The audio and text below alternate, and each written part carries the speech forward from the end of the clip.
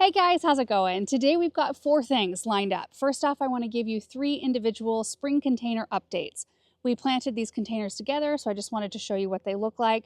Second, we are going to head out to the south garden to cut back Caryopteris and Buddleia, both woody shrubs that need to be pruned a specific way, so I thought I'd walk you through how I do it because I need to get it done. Third, we are going to get the big fountain up in the formal flower garden up and running, filled, and I cannot wait to see that running again. And then the last thing is planting some foxglove that desperately need to get out of their containers. Now, I know we're starting with the container updates. I don't know in exactly what order we're going to do the next 3, but that's what we've got for today. And this is the first container I wanted to show you. Look at the red bud centerpiece. When we planted this together, it was just sticks. And so it was kind of a faith in planting situation, kind of like our Forsythia project last year, where I plant it, hope for the best, hope it's going to be a striking display. And lo and behold, look at this thing. I just think they are the most gorgeous flowers. Now the Carolina Sweetheart, you can see some of the leaves starting to come out. They're green with pink and white variegations. They're really an interesting color combination, even without the blooms. But I just thought that that would be so fun to try because I've never done a red bud as a centerpiece. So we did one of those. We did 3 fairly large hellebores. I think like the largest hellebore I have seen at retail. And these are actually in perfect form for cutting. When you start to see them form up that seed pod thing in the center, that's when they'll last the longest in the vase. It's kind of a side note. Also some Cary tulips, which are starting to go out of color. This one still looks fairly fresh, but you can see how beautifully they all complement one another. And then we went in with some mint julep junipers, which I love. I love this from day one. Seeing that beautiful kind of spray of evergreen texture coming out. And you guys, all of these, like the redbud, the hellebores, the junipers, and the heucheras, which is his dressed up ball gown. Oh, these are all going to go out in the landscape, as are the tulips. So the only things in this container that won't, kind of carry on from year to year are the lemon coral sedum, which also brings that bright, beautiful color. These will winter over, though, as houseplants. In fact, I wintered this over in our greenhouse from last year. And then the pansies, of course, they kind of seed themselves around, but they're not like a reliable one. Look at how beautiful that is and how huge the blooms are. I've just enjoyed this so much and wanted to make sure I showed it to you kind of in its full glory. Take a look all the way around here.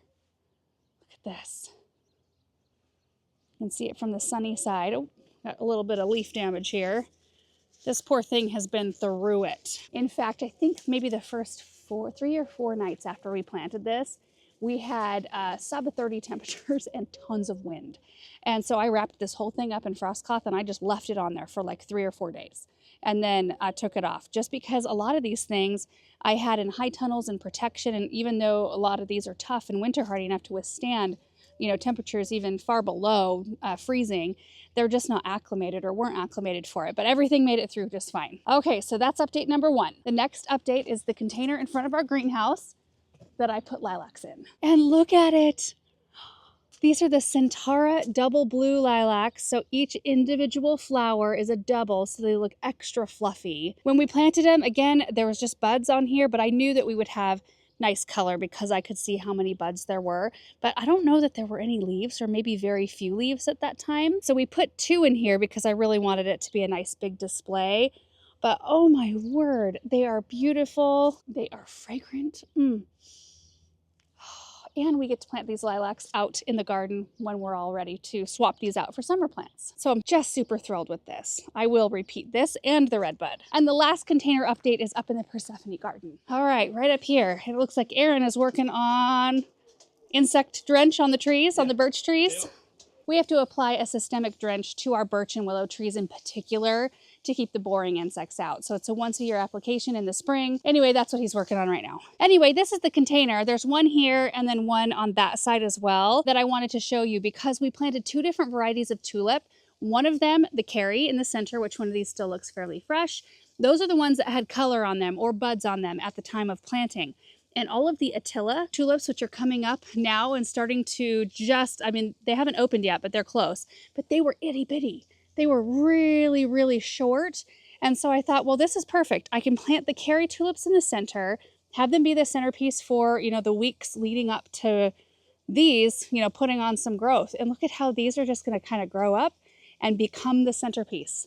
once these are all done. And we can deadhead these so you won't see the spent blooms. You'll just see the beautiful fresh Attila tulips coming up. And of course the pansies again, these are the pink shades, are so pretty. Same situation right over here. This one gets a little bit more sun. These tulips are a little bit more spent. So we can get in here. In fact, I'm gonna just do this so you can see. I'm just gonna pop off the bloom stalks.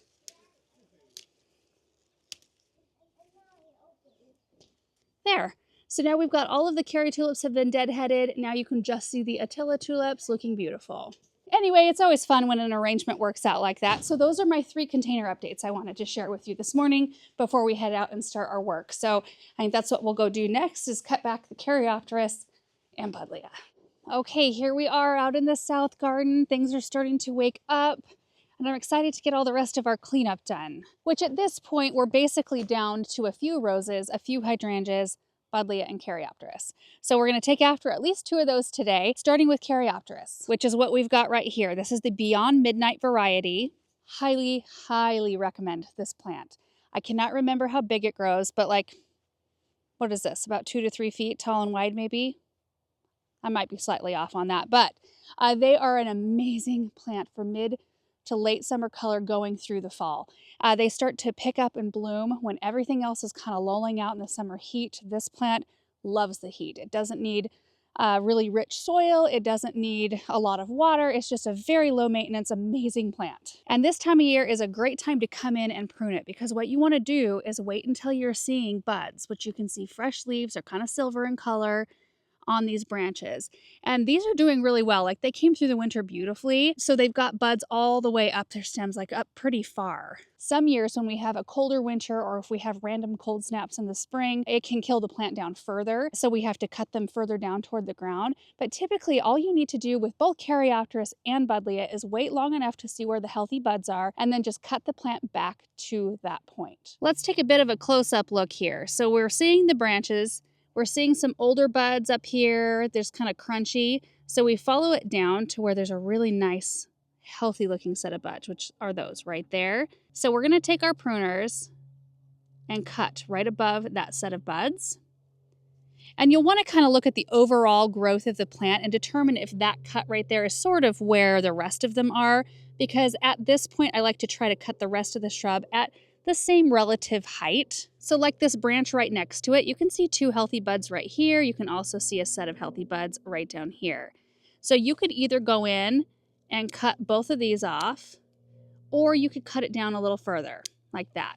It's not going to make that much of a difference, but I like to keep them kind of in the same height range so the plant looks good when we're done. So I'm going to finish pruning this one Caryopteris just to show you what one that's done looks like versus one that's not. And again, every year it may look a little bit different based on how it's come through the winter. It might be shorter, it might be taller, you never know. Okay, so this is about where I made my first cuts, right in here, so let's get after it.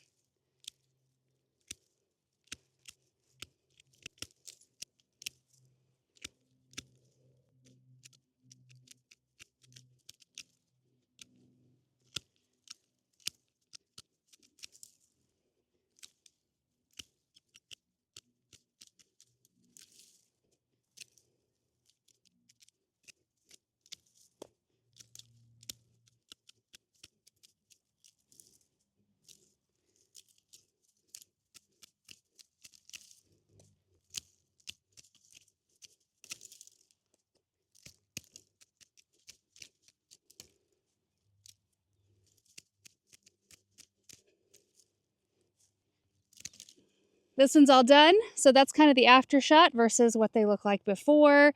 It's pretty easy. Once I determine where I'm going to cut, you might have noticed I just kind of grab handfuls of branches and make kind of a random cut. And I know I'm going to end up with buds somewhere in the relative location, which means there might be a little bit more stem. Like if you look at this one, the buds are down here. The stem is left a little longer. That's not going to hurt anything, and it makes it go a little bit faster. And if you want to go each individual stem at a time, that's fine as well. All right, so before we cut back the rest of these Caryopteris, let's take a look at the Buddleia because it's basically the same thing. And we've got a few just right down from where those Caryopteris are. So these look pretty similar. So let's get in close on this canopy. I'm seeing a lot of activity in terms of fresh growth down toward the base of the plant. So you can see some on this stem, and then down toward the crown, right down in there. And there's only fresh green leaves on a few stems, like further out on the plant, like this one right here. You can see some nice like silvery green leaves there. But the whole rest of this plant, I'm not seeing any activity. And it's late enough in the season, I would expect to see some. And that's why it's kind of a good idea to wait a little while for these two types of plants. Just let them have a minute to leaf out because they are later to leaf out than most things. So once you start seeing some good strong growth on at least part of the plant, you kind of know, like, you know what to cut out. There are some years where I have to cut these Buddleia down almost to the ground or to the ground, but they don't seem to mind it. They just flush back, grow really quickly to their full size. They're amazing plants. In fact, if you have an older variety of butterfly bush, these aren't an older variety. These are, they're a purple one. Are they Miss Violet? They might be Miss Violet. They grow like 5 to 6 feet tall and wide. If you have some of the old types that get 10 to 12 feet tall and wide, if you don't prune them, they'll end up being what's called, or what they refer to as, a second story plant, meaning that you'll only get blooms at the tippy top of the plant that can only be enjoyed from a second story window. Because they bloom on new wood, if you prune them in the spring, they'll create new wood lower in the plant because you've pruned them down, and then the blooms will be at more of a level where you can actually enjoy them from the ground, if that makes sense. So because this one only has 3 branches with some growth and life, I'm going to cut this one back pretty far. So I'm going to come in down here and just make my cuts pretty far down and just get rid of most of this canopy. It'll be nice and cleaned up. Let's see. And then this plant can grow back fresh.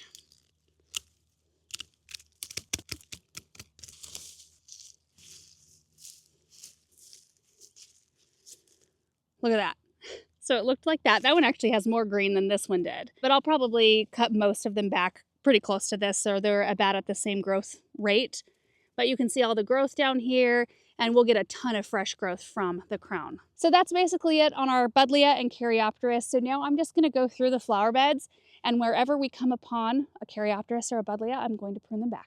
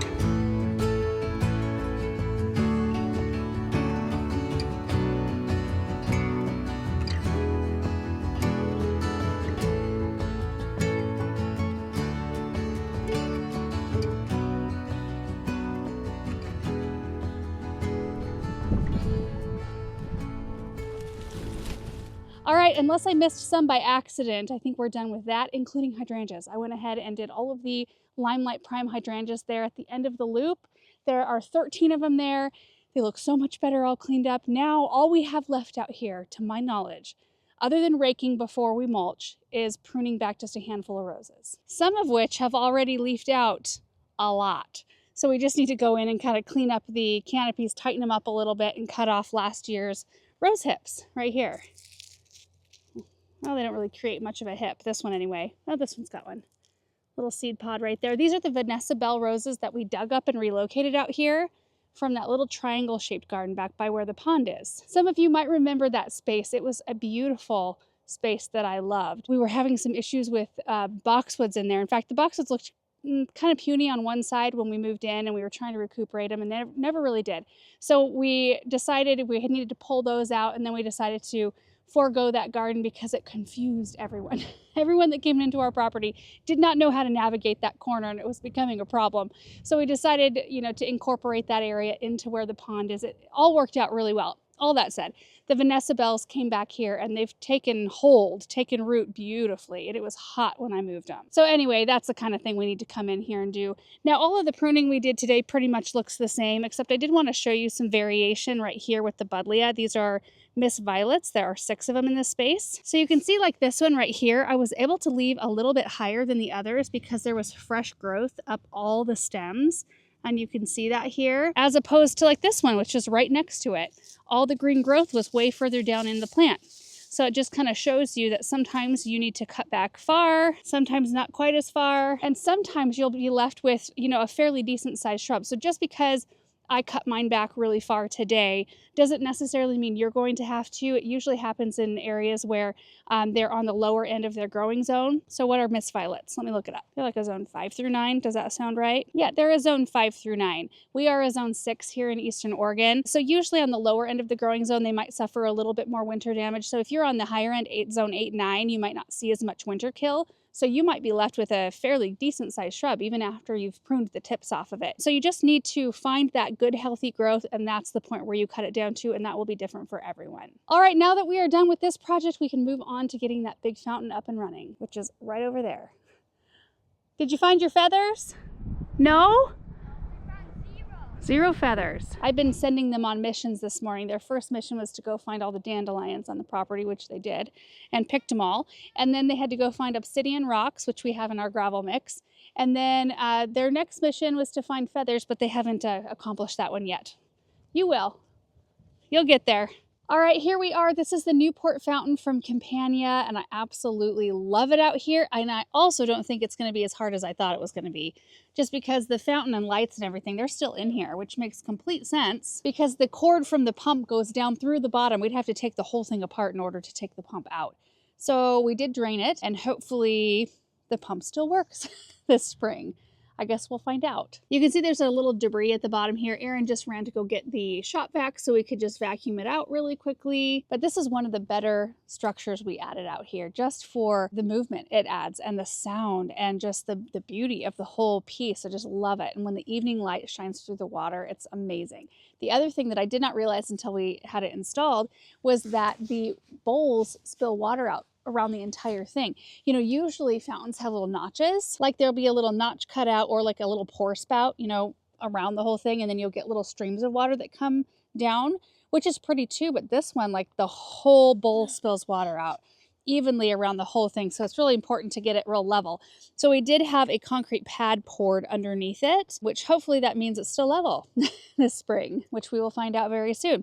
So anyway, we're going to vacuum out the basin, make sure all the holes are plugged up, and then we're just going to start to fill it. Pretty easy.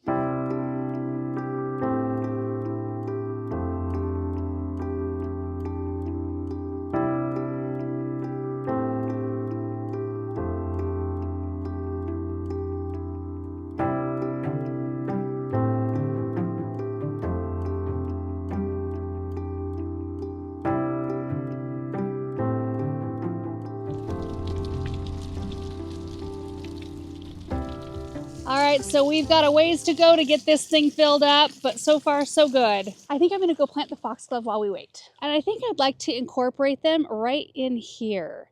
So we've got some really fun stuff in this area. I mean, we just were over here cutting some Buddleia. There's really nothing in this space here. There's some gorgeous show-off forsythias kind of as a backdrop. We've got the Buddleia, which these are the Miss Ruby. So they're more of a vibrant pink. And then we've got a Brandywine viburnum. We've got a Bonnie Blue spruce, which this one will get, I mean, not like massive, like your huge Colorado blues, like the standards, but it'll still get good size. So in the end, it will take up a lot of the perennial space around here, which I'm okay planting perennials around it now because it's just going to take forever. But I'm keeping the larger shrubs and things kind of back away from it. But I do think I would like to plant something that's got some size right in here-ish, So knowing that and kind of reserving a space, I'd kind of like to incorporate some of the foxglove right back behind it maybe, and in where these hyacinths are. We've got echinacea that we started from seed. It's Echinacea purpurea all over in here. And we've got a bunch to dig up in the formal flower garden near where the fountain is. And I'd like to put all of those in the same spot. So we've got this huge, massive display. And echinacea is awesome because once it starts blooming, it just blooms for the rest of the season. And you don't have to deadhead them. They look beautiful in the wintertime, all of the good things. So that's what will be kind of the front of the border. And then back in there, having the big spires of apricot blooms will be gorgeous. We've also got some iris in here that we transplanted. And of course, some beautiful evergreens. And this is a choke cherry right here, about ready to bloom. And then this is a willow. Isn't that gorgeous? Look at the furry catkins right there. And then it gets silvery blue leaves on it. Also, kind of a progress update on this larch right here. We planted it last year and then it completely fried and we thought it was dead, but I figured let's just leave it for a minute, see what happens, because sometimes plants will do that. And look at it. It is completely full of buds. So sometimes it is just absolutely worth just giving it a minute. Anyway, we can get these planted. There's 18 of them. So I'm just going to dig all the holes first and then we will put our biotone in and then our plants and then we'll be good to go.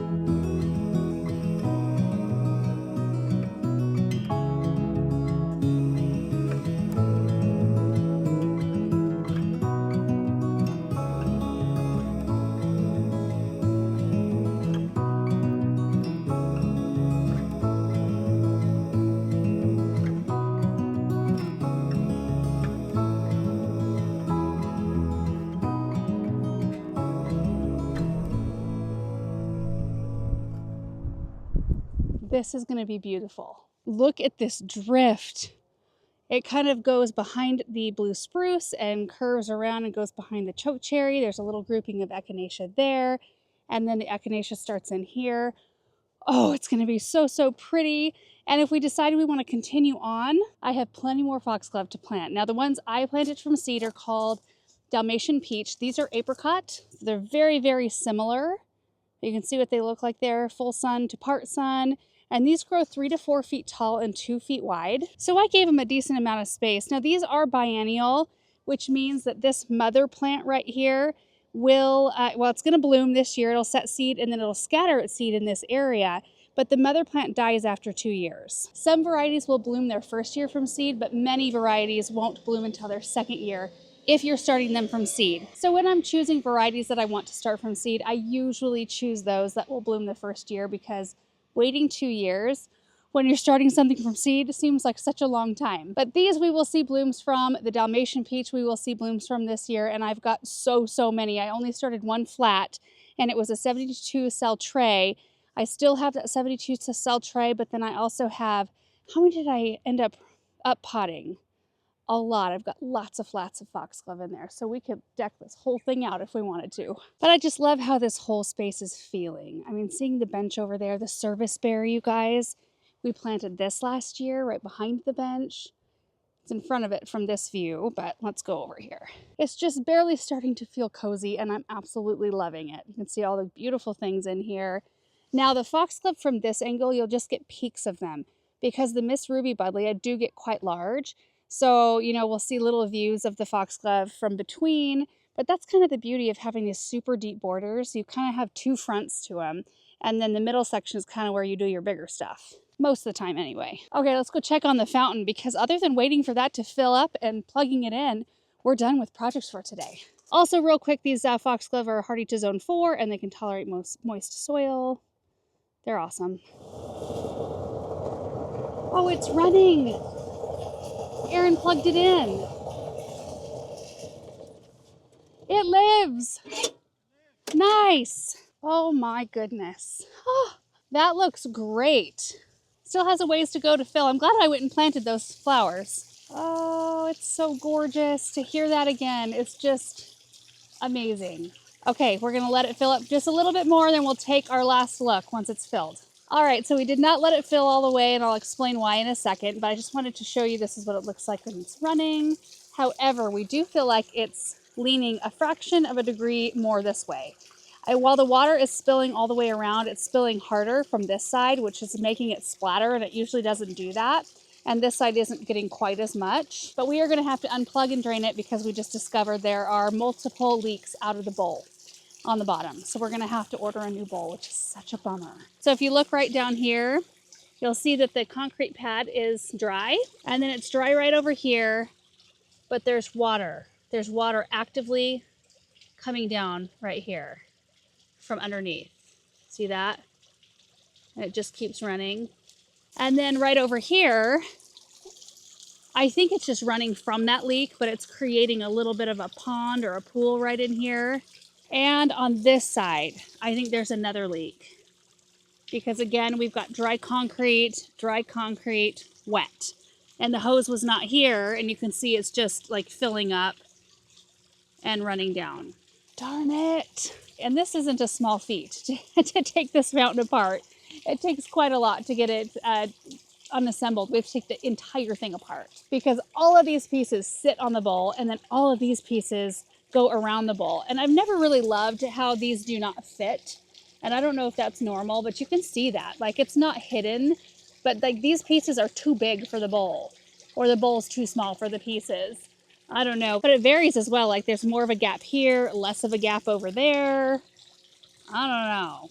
I have a feeling that we're going to need to cover this one. We did not cover it this winter, and I typically do not cover my concrete, and I do know that that's not as good for it, but I don't normally have any issues, except for if I leave water in a fountain basin, which I have had one crack on me because I forgot to drain it, and that was user error. But most of the time with all of our fountains in concrete, they just weather beautifully, and I like to look at them through the winter just because I don't want to see them covered for 5 or 6 months out of the year. I want to see the structure out here, especially a piece like this. But I'm noticing cracks everywhere on this one. Look at that. You see the finish? And that part's not even exposed to water, so I don't know if that's normal, but I don't really want to see this starting to come apart. I would expect to see that like inside the bowl where water can collect, not underneath it, and places where they are less, exposed. So we'll see what happens with that. I mean, I love the shape of the fountain. I love how it runs. For now, we're just going to order a new bowl and get it all back up and running again. I don't know how long it'll take us to get a bowl, but yeah. So that is the story of the fountain for now, and that is it for our projects for today. So thank you so much for watching. I hope you enjoyed it. It always feels good to get more plants out in the ground and more cleanup done. We are so close to be able to switch gears from, having to juggle a little bit of cleanup with the planting, and then we can just focus completely on planting, which is so much fun, and weeding. Planting and weeding for the rest of the season. Anyway, thank you guys for watching again, and we will see you in the next one. Bye.